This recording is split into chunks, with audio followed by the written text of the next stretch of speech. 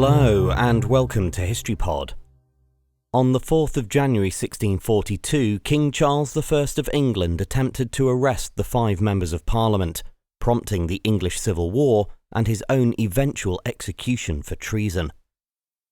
Charles ascended to the throne in 1625, but as a believer in the divine right of kings, ruled without Parliament for the 11 years of what is known as his personal rule.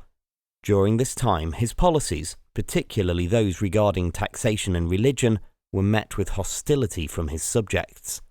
Charles's religious policies towards Scotland were so badly received that they led to the outbreak of the Bishops' War in 1639, which saw a Scottish army invade England in August 1640.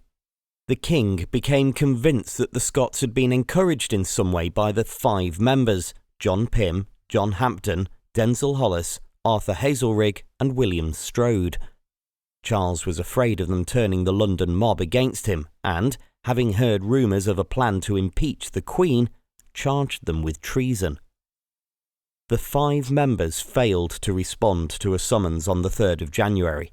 Therefore, the next afternoon Charles himself entered the House of Commons chamber, an act that was a huge violation of parliamentary privilege, and sat in the Speaker's chair to demand the men be handed over to him. The 5 members had already left the building for safety. When asked for their whereabouts, the Speaker announced that he wouldn't tell Charles their location as he was a servant of Parliament, not the Crown.